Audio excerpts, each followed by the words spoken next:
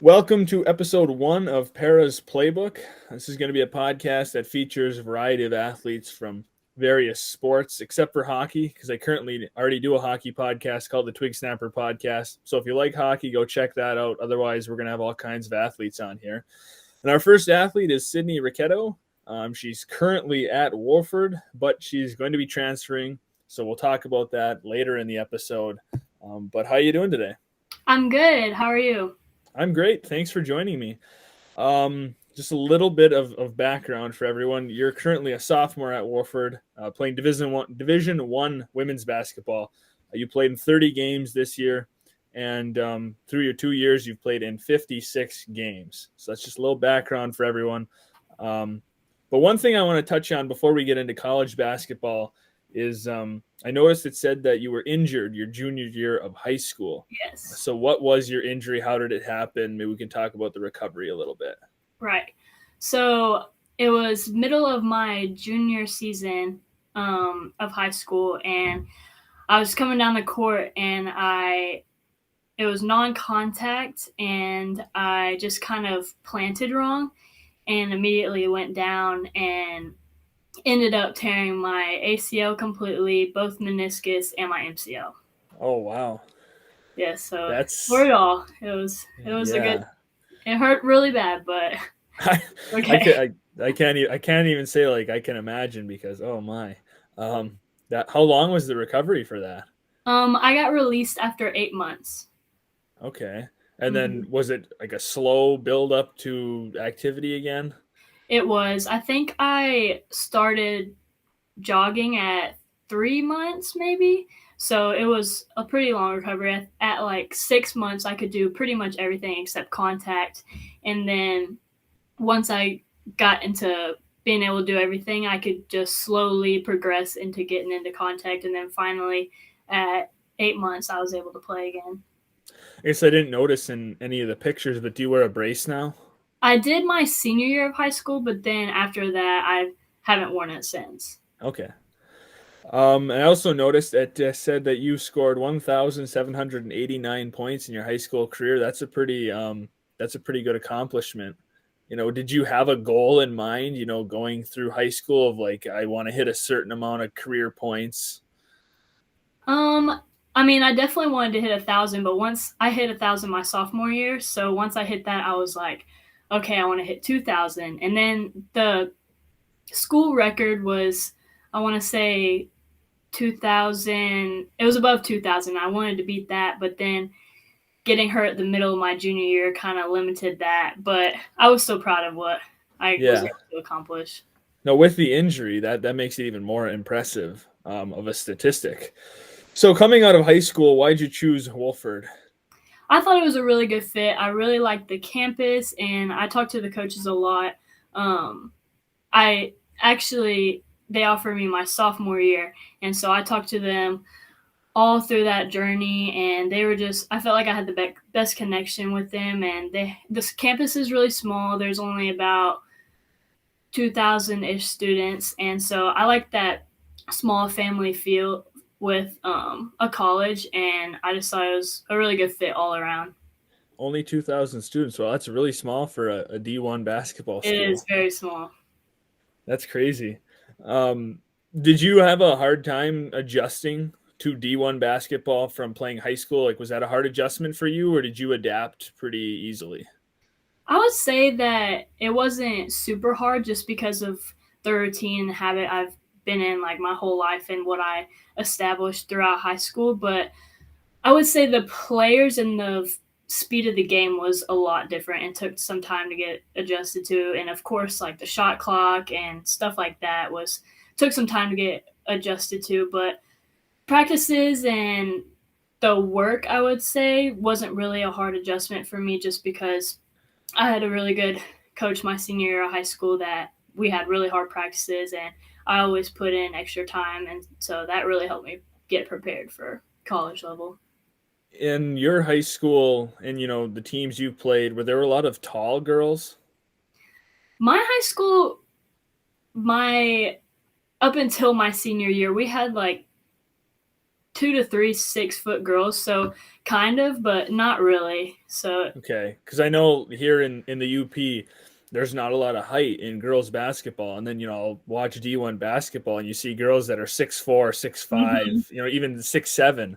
Oh Um, yeah, so I imagine that if you go up against them, that can be a little bit of an adjustment too. that definitely was, considering I'm not the tallest, but so I had to Yeah, make that adjustment.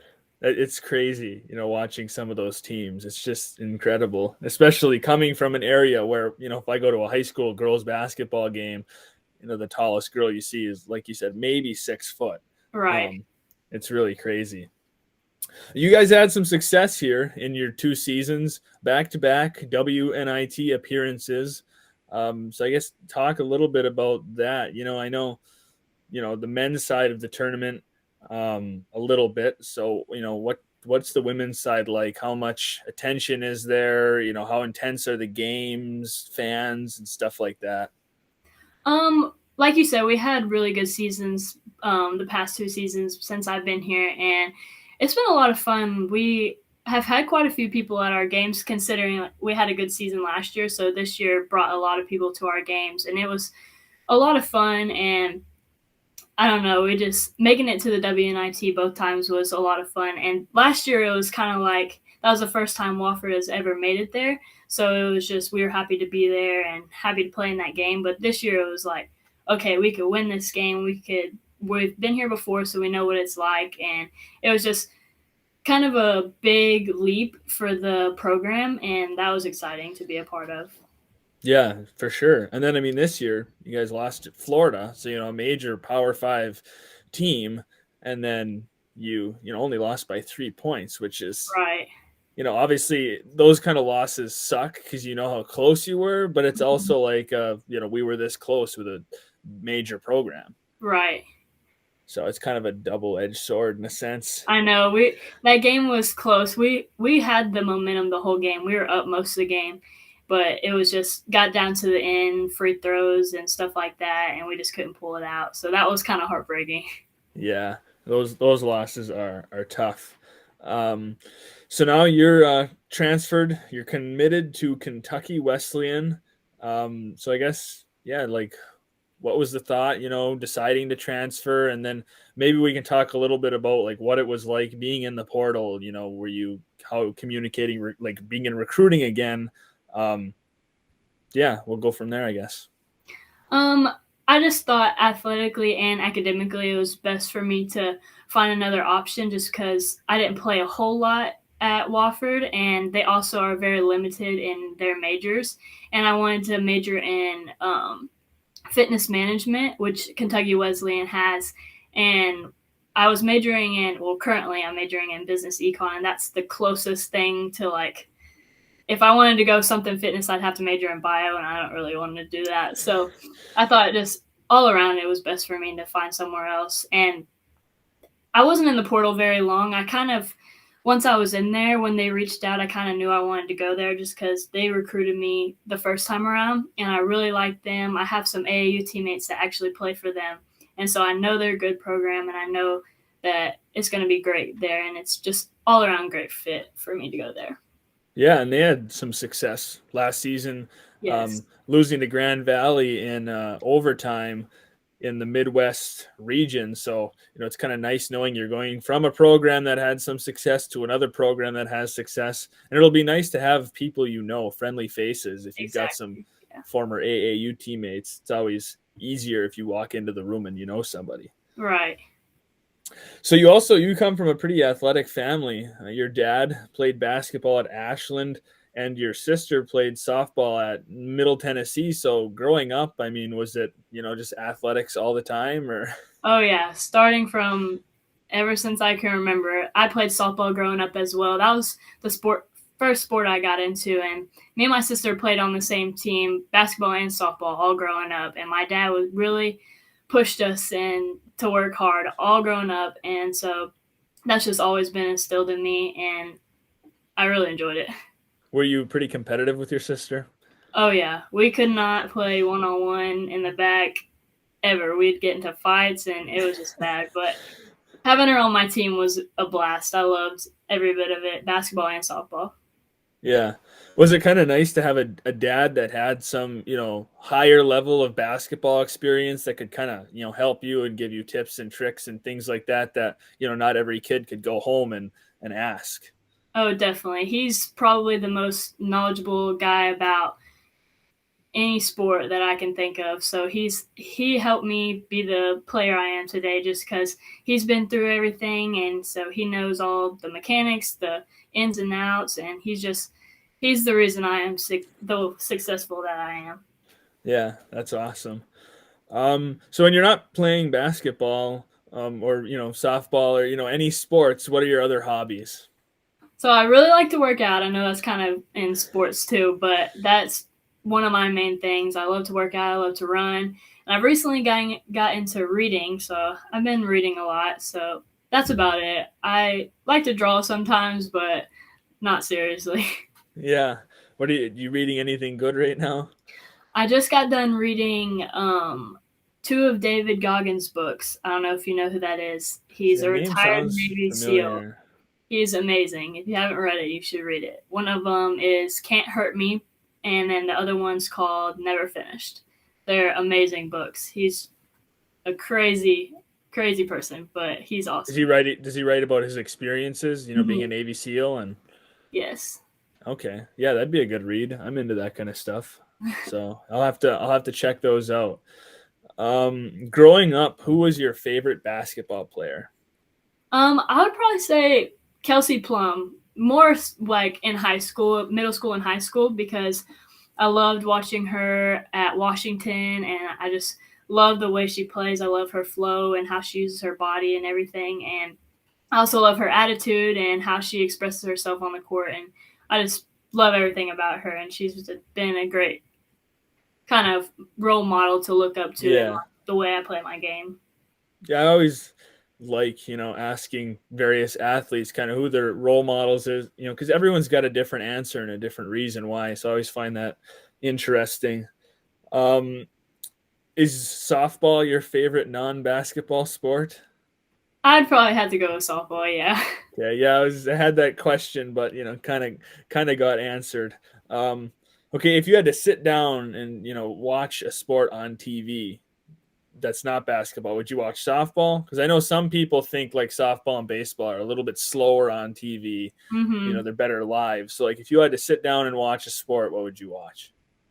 I would definitely pick softball over baseball, but I don't know. I like watching football. I like watching all sports, but Yeah, I also like watching volleyball. That is really yeah, can be yeah. intense, but it just depends. I like them all. I like watching beach volleyball a lot because you only I have do two too. Yeah. people. You get some really good volleys, and they'll really, since it's sand, they can lay out a little bit more, and you see some really crazy, intense battles, and that's a lot of fun. I wish they put it on TV more. Once in a while, you see like a major tournament, but otherwise, I feel like it's just the Olympics, and Mm-hmm. volleyball is a fun sport to watch at a high level. Right. If you could travel anywhere for 1 week, where would you go? I'd probably say Hawaii. I have never been there, and I love the warm weather. I love the water, and I just think it's a cool little place to be, and I really want to go there. Check out some volcanoes and Oh yeah, not when they're erupting though. no, yeah, stay away if they're erupting. Yeah, Hawaii would be fun. I'd love to go there someday. There's just too many places on the bucket list to Mm-hmm. never be able to get to all of them.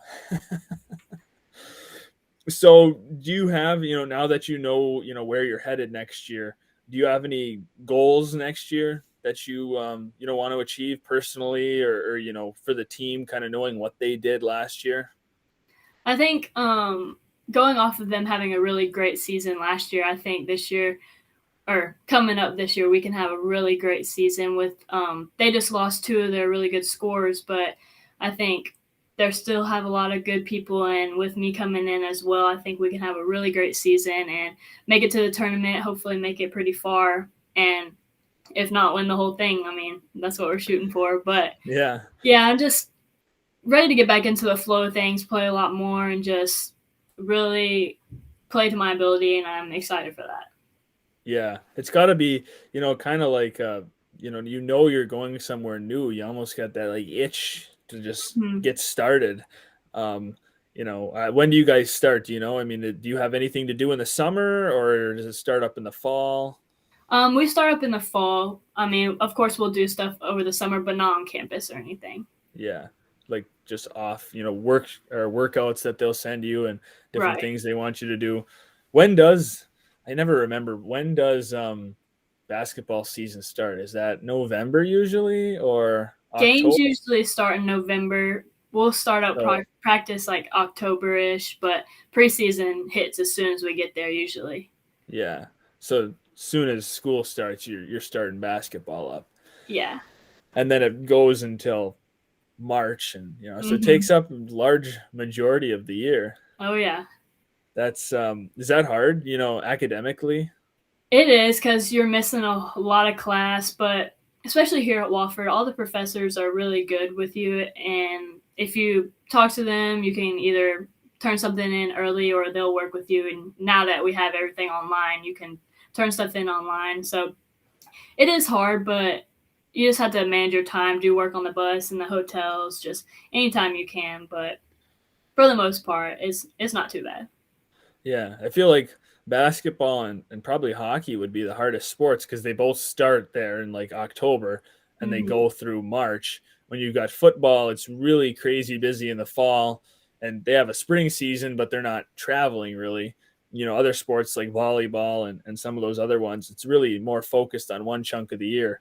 And the other Hmm. thing, I mean, you guys travel so much for basketball, so many games you play compared to football or Right. volleyball plays a lot of games. It's just in a shorter period of time. So that's definitely a testament to basketball athletes and how you have to be on top of your academics and your athletics, otherwise you're not Yeah. going to make it. Exactly. It can pile up quick, but if you stay on top of it, it's okay.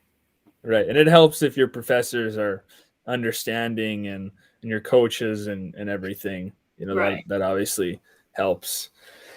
But I think that's a good place to wrap it up. So thank you for being the first guest on the podcast. Awesome. Thanks for joining me. Thank you for having me.